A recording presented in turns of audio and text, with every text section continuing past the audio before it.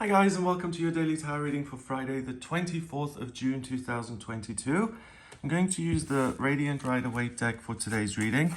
This is the deck I use in my personal readings. It's the original Rider-Waite deck, but the colors have been brightened and updated, and they've tidied up the borders and the images. So I'm going to choose 3 cards here to see what the tarot wants you to be aware of on Friday and what energy you'll be working with. So let's have a look at what that is. First card is the Seven of Swords in reverse. That's interesting because we had the Seven of Swords upright the other day. Now it's in reverse. Then we have the Four of Swords. And finally, the Three of Swords. So it's a triple swords day. Swords is about ideas. It's about perspective, thinking, communication. Often if you ask people who use the tarot, or if you're doing your own readings, the suit of swords is the one that's most often associated with difficulties and tough times. As you can see in the Three of Swords here, it's heartbreak, loss, betrayal. So it's about negative ways of thinking. It's about getting in your head a little bit too much and struggling as a result. So I feel that the first thing to do on this day is to try and balance things out a little bit for yourself, not by overthinking, but by trying to ground yourself, by going out in nature, maybe taking a moment to rest and to connect with the higher realms. So in the tarot, the suit of swords is connected with the element of air. So it's anything that exists in an abstract way, and often that presents itself in the way that you think and the way you perceive the world. So the other 3 elements are water, earth, and fire. And I feel by bringing some of those other elements into your life deliberately on this day, you're going to be able to offset some of these negative influences. So here, this one is very much associated with water because we've got a knight praying and meditating here, and a connection to source, to spirit. That is a connection with water. Here we've got this little thief walking around. Obviously, he needs some ground to walk on. So connecting with the earth, going outside and just enjoying the beauty of nature, and particularly the calm of nature, I think is going to be grounding. And then another thing to bring in is fire, and that is about what am I passionate about? What is simple and enjoyable? What makes me feel happy in the moment? And whether that's planning the ideal career for yourself in future, or whether it's just saying, hey, today it's hot, I feel like going out to eat an ice cream. That's what's really gonna, get me, lift my mood or make me happy. Then it doesn't matter whether it's a super small thing or this huge thing, as long as you're focusing on what makes you happy in the moment. That's another way to offset any negativity that could arise, or negativity that feels kind of impossible to deal with. So the other day when we did have the Seven of Swords, I was talking about self-interest being very important and kind of investing in yourself. The Seven of Swords traditionally is associated with being dishonest and taking from other people in this faulty attempt to make yourself feel better or richer. So we've got this young man, he's taking these swords, he's stealing them, and he's sneaking out of this battle camp, and he's got this weird little smirk on his face. So he doesn't feel bad about what he's doing. He has no remorse. And the reason for that is he's really got the wrong end of the stick. Somewhere along the line, he started to believe that, one, it's justified to take from other people in order to have more for himself. And second of all, he's even twisted things in such a way that he quite enjoys this process of being underhanded and sneaky. He feels that's what he's supposed to be doing. Now, the problem with the Seven of Swords is that obviously someone's going to notice that all these weapons are gone. We've even got the men sitting around, or the women sitting around this campfire here discussing, and he's in plain view of all of that. So the likelihood that this is going to catch up with him is really, really high. And whether he enjoys stealing or not is really irrelevant. When they catch up with him and they say, hey, listen, you took our stuff and let's teach you a lesson here, that smile is probably gonna slide off his face. So this card is very much about having a faulty perspective of what's going on in your life and what you're doing, and it's negative actions that are going to catch up with you.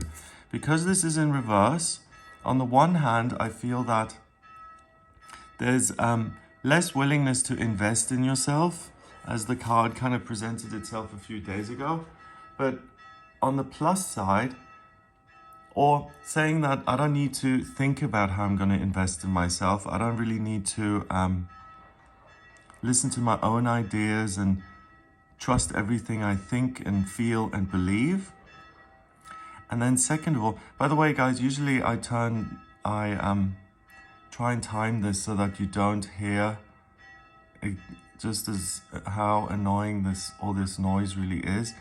But today I've just not been able to time it properly. So you're getting to hear why I complain about these things all the time, because you're kind of getting the brunt of it in today's reading. It just goes on and on forever, and it's driving me around the bend. I don't know what to do about it. With the card being upside down, it's also it's a good sign. It's saying that you're less likely to believe faulty ways of thinking. You're less likely to get the wrong end of the stick, and you're less likely to engage in ways of operating that are underhanded or that aren't above board. And particularly, you're not going to get joy out of it. You're not going to enjoy being sneaky or unhanded or dishonest.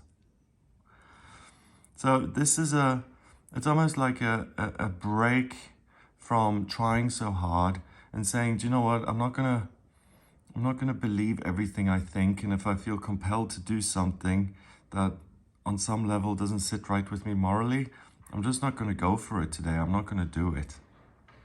So that slows things down a bit. That makes it a lot easier to avoid possible mistakes. It makes it far less likely that you have conflict with other people because you're not stepping on anyone's toes. And in turn, they're not going to step on your toes. The next card, the Four of Swords, we do have this knight kind of lying down. And the reason I say he's a knight is because he's got all this armor on. He's got a sword underneath him and 3 hanging above. So he has a task to perform.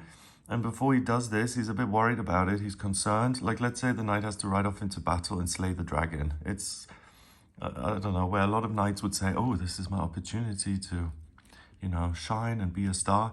This knight is actually a little bit nervous about that. And he's saying, God, I'm scared. Please help me. I'm asking for guidance. I'm asking for support. And he's taking a moment to center himself and to feel the support of his higher self, of the universe, so he can do this thing which is difficult. In the stained glass window, we've got an angel kind of reaching down and helping this person kneeling. So his prayers are answered in the sense that he's being given the support and the connection that he's longing for, and whatever he's trying to get out of the prayer is being delivered to him. So with the Four of Swords, having that connection to your higher self is something that's going to make you feel like you've got a safety net, that you're not on your own, and that things which seem impossible at other times are actually doable. Finally, the Three of Swords, heartbreak, loss, betrayal, self-hatred, depression, anxiety, difficulty, coping. That's what this card is all about. And it's also about injuring yourself with your own thinking.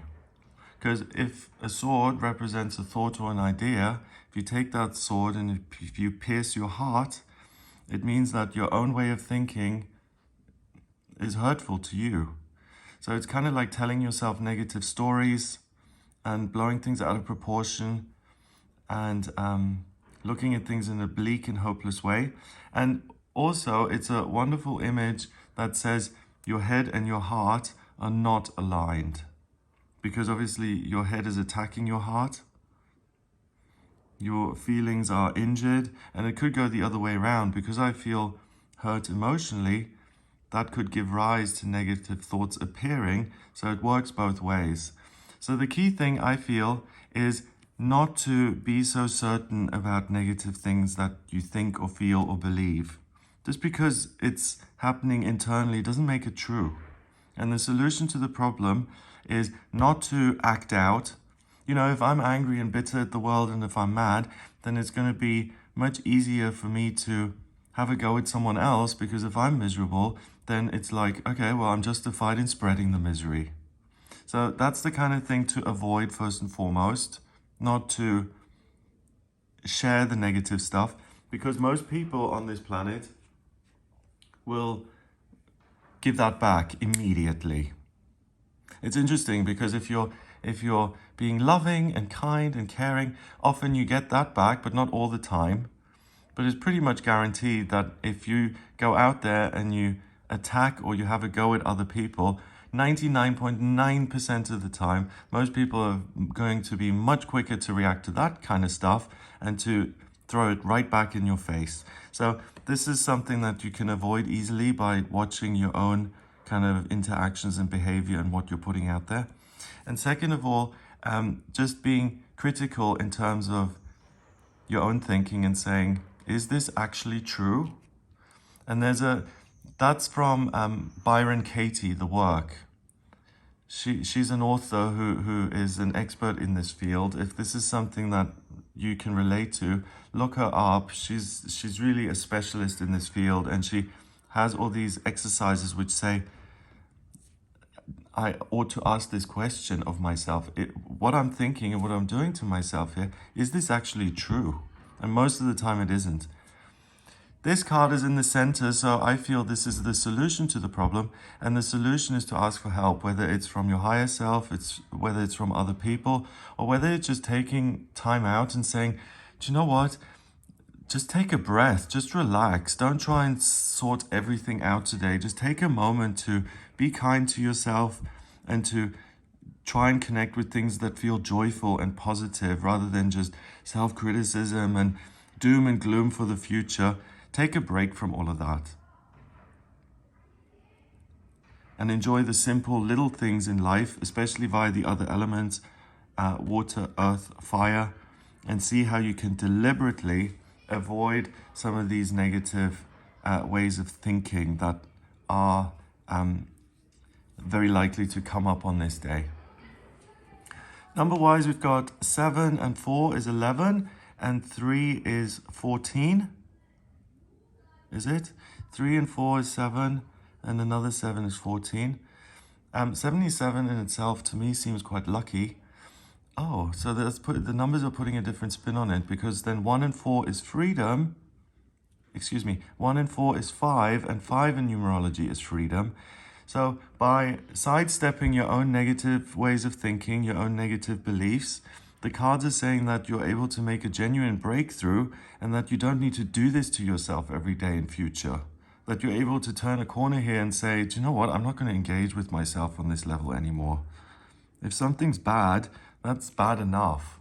I don't need to add a whole horror story on top of it and scare the hell out of myself. So it's freedom from your own faulty beliefs or your own behavior patterns which are less than productive and constructive. So despite this being quite a challenging message, I hope you have a great day. If you'd like a personal reading with me, please get in touch via my website. It's gregoryscott.com. Click on book your reading to audio reading with me. And if you like this video, then give it a thumbs up. Please hit subscribe and share the video online. Have a wonderful day, and I'll speak to you tomorrow.